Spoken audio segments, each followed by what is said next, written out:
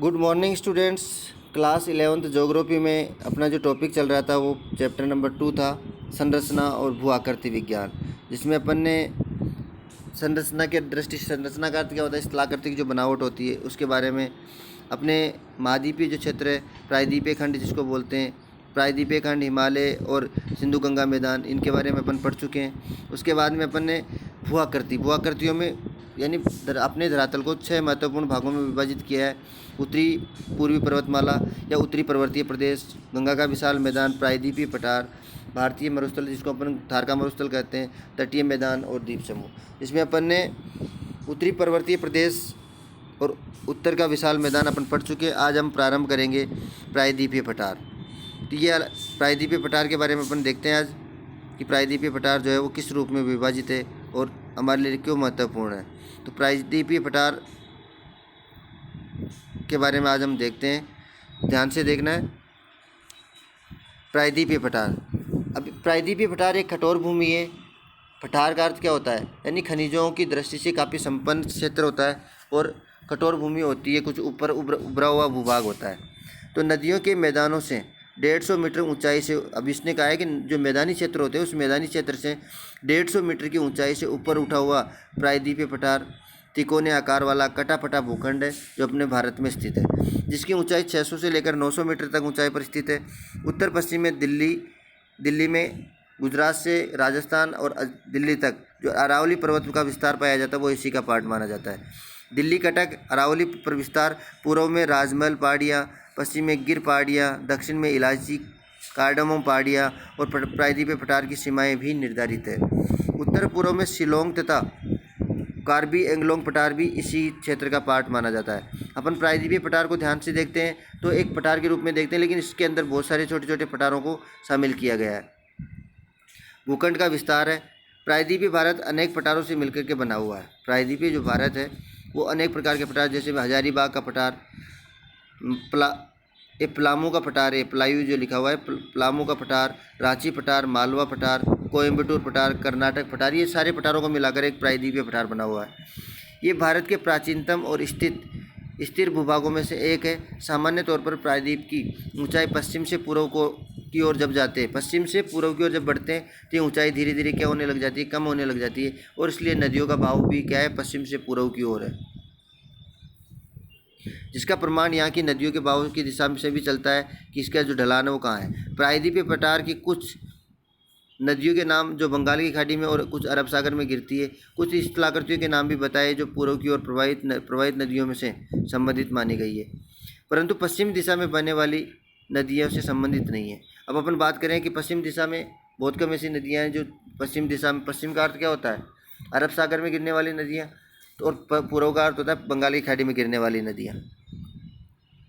इस क्षेत्र की मुख्य प्राकृतिक स्थलाकृतियों में टोर, ब्लॉक, पर्वत, भ्रंश, घाटियाँ, पर्वत स्कंद, नग्न चट्टान संरचना, टेकरी, पहाड़ी श्रृंखलाएँ और क्वार्टजाइट भित्तियाँ, ये सारी की सारी स्थलाकृतियाँ, इस प्रकार के जो क्षेत्र है वो इस प्रायद्वीपीय पठार में शामिल है।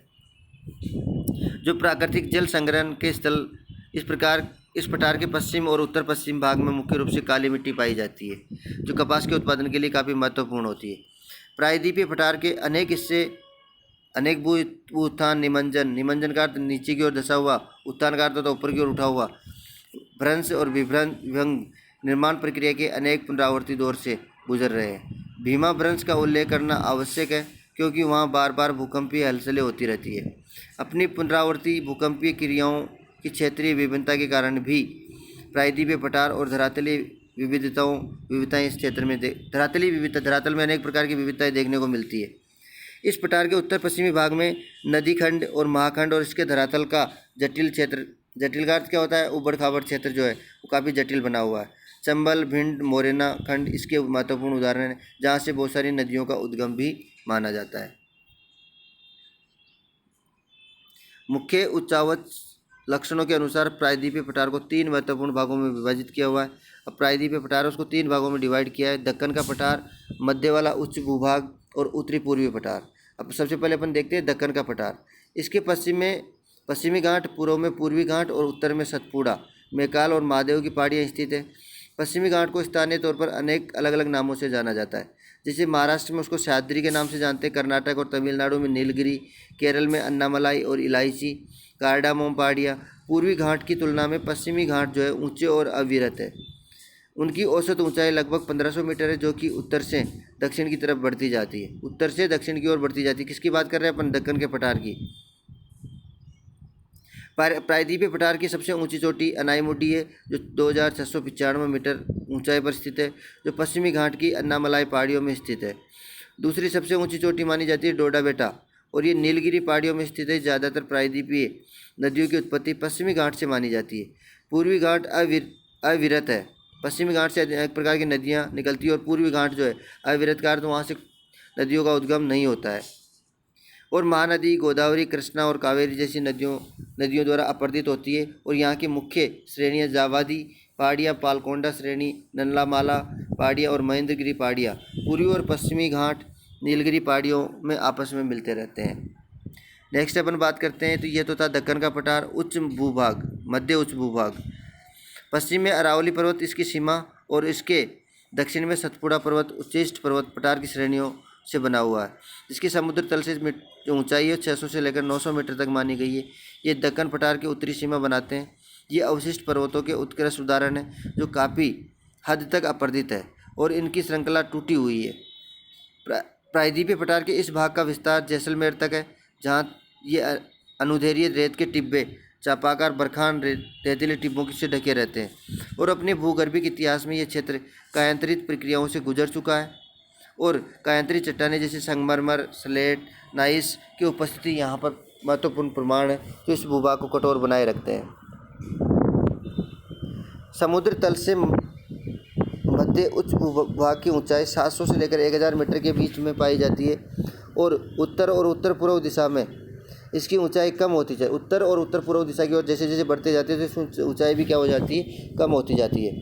यमुना की अधिकतर सहायक नदियाँ विंध्याचल और कैमूर श्रेणी से निकल कर आती है। बनास चंबल की एकमात्र मुख्य सहायक नदी है, जो पश्चिम में अरावली से निकलती है, और मध्य उच्च भूभाग का पूर्वी विस्तार राजमहल की पहाड़ियों तक फैला हुआ है, जिसके दक्षिण में छोटा नागपुर पठार खनिज पदार्थों का भंडार भी इस क्षेत्र में देखने को मिलता है। अब उत्तर पूर्व पठार की बात करें, उत्तर पूर्व, हम बात किसकी कर रहे हैं? प्रायद्वीपीय पठार का उत्तर पूर्व। भारत के नक्शे में नहीं देखना है, प्रायद्वीपीय पठार का उत्तर पूर्व देखना है। अब प्रायद्वीपीय पठार का उत्तर पूर्व कौन सा है? प्रायद्वीपीय पठार का उत्तर पूर्व अपन किसको मान चलते हैं? पश्चिम बंगाल, उड़ीसा की तरफ वाला जो अरुणाचल प्रदेश, पश्चिम बंगाल, उड़ीसा और आंध्र प्रदेश की तरफ वाला जो पार्ट है, उस क्षेत्र की बात कर रहे हैं अपन। वास्तव में ये प्रायद्वीपीय पठार का एक विस्तृत भाग है। ये माना जाता है कि हिमालय की उत्पत्ति के समय इंडियन प्लेट के उत्तर पूर्व दिशा में खिसकने के कारण राजमहल पहाड़ियाँ और मेघालय के पठार के बीच भ्रंश घाटी बनने से ये अलग पार्ट नजर आने लगा। बाद में ये नदी द्वारा जमा किए गए जलोढ़ द्वारा वापस पार्ट एंड जोड़ दिया गया। पार्ट का अर्थ होता है जोड़ना, जलोढ़ द्वारा पार्ट दिया गया, जोड़ दिया गया। आज मेघालय और कार्बी एंगलोंग पठार इसी कारण से मुख्य प्रायद्वीपीय पठार से थोड़ा अलग दिखने में आता है, अलग अलग दिखाई देता है। इसमें आवास करने वाली जनजातियों के नाम के आधार पर मेघालय के पठार को 3 महत्वपूर्ण भागों में बांटा गया: गारो, कांसी और जयंती। 3 महत्वपूर्ण पर्वतीय श्रृंखलाएं। छोटा नागपुर के पठार की तरह मेघालय के पठार भी कोयला, लोहा, सिलिमेनाइट, चूने के पत्थर और यूरेनियम जैसे खनिज पदार्थों का भंडार है। इस क्षेत्र में अधिकतर वर्षा दक्षिणी पश्चिमी मानसून से होती है। दक्षिणी पश्चिमी मानसून, अब ध्यान से देख लेना, दक्षिणी पश्चिमी मानसून यानी अरब सागरीय जो मानसून है वहाँ, उसकी वजह से इसमें बारिश होती है। परिणाम स्वरूप मेघालय का पठार एक अति अपरदित भूपटल है। चेरापूंजी नग्न चट्टानों से ढका हुआ स्थल है, और यहाँ वनस्पति लगभग नहीं के बराबर वनस्पति का अभाव पाया जाता है। नेक्स्ट अपन बात करें भारतीय मरुस्थल, जिसको अपन थार का मरुस्थल भी बोलते हैं। विशाल भारतीय मरुस्थल अरावली पहाड़ियों से उत्तर पूर्व में स्थित है। ये एक उबड़ खाबड़ भूतल है, जिस पर बहुत से अनुदैर्ध्य रेत के टीले और बरखान पाए जाते हैं। यहाँ पर वार्षिक वर्षा 150 सेंटीमीटर से भी कम रहती है, और परिणाम स्वरूप ये एक शुष्क और वनस्पति रहित क्षेत्र है। इन्हीं स्थलाकृतिक गुणों से इसे मरुस्थल का नाम दिया हुआ है। ये माना जाता है कि मेसोजोइक काल में ये क्षेत्र समुद्र का हिस्सा माना जाता था, और इसकी पुष्टि आकल में स्थित काष्ठ जीवाश्म पार्क में उपलब्ध प्रमाणों से पता चलता है। जैसलमेर के निकट ब्रह्मासर के आसपास के समुद्री निक्षेपों से होती है। काष्ठ जो होता है चूना पत्थर से निर्मित काष्ठ जीवाश्म की आयु लगभग 18 करोड़ वर्ष मानी गई है। यद्यपि इस क्षेत्र की भूगर्भिक चट्टान संरचना, प्रायद्वीपीय पठार का विस्तार तथापि अत्यंत शुष्क दशाओं के कारण इसकी धरातलीय आकृतियाँ भौतिक आपक से पवन क्रिया द्वारा निर्मित है। पवन यानी तो हवा के वजह से यहाँ पर क्या होती है, रेत एक स्थान से उठकर दूसरे स्थान पर पहुँच जाती है तो उससे टीलों का निर्माण होता है, और जिस जगह से उठकर जाती है वहाँ पर गहरी खाइयों का निर्माण हो जाता है जिसमें जल भर जाता है, तो उनको अस्थायी झीलों के रूप में अपन जानते हैं।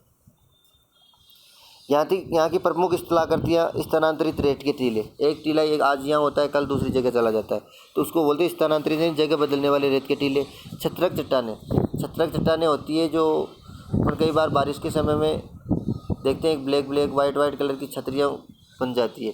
तो ऊपरी भाग जो होता है उसका फैलाव रहता है और नीचे वाला भाग जो है तने के रूप में खड़ा रह जाता है। नीचे किसके कारण? पवन अपर्दन के कारण। मरुउद्यान वो होता है जो मरुस्थलीय क्षेत्र के अंतर्गत कहीं ना कहीं नमी जो पाई जाती है जिसके कारण वहाँ पर वनस्पति का विकास हो जाता है। तो इस प्रकार का जो विकास हुआ है दक्षिणी भाग में स्थित है। ढाल के आधार पर मरुस्थल को 2 भागों में विभाजित किया है, सिंध की ओर ढाल वाला और उत्तरी भाग, और कच्छ के रण की ओर ढाल वाला जो है दक्षिणी भाग। यहाँ की अधिकतर नदियाँ अल्पकालिक है। मरुस्थल के दक्षिणी भाग में बहने वाली लूणी महत्वपूर्ण नदी है।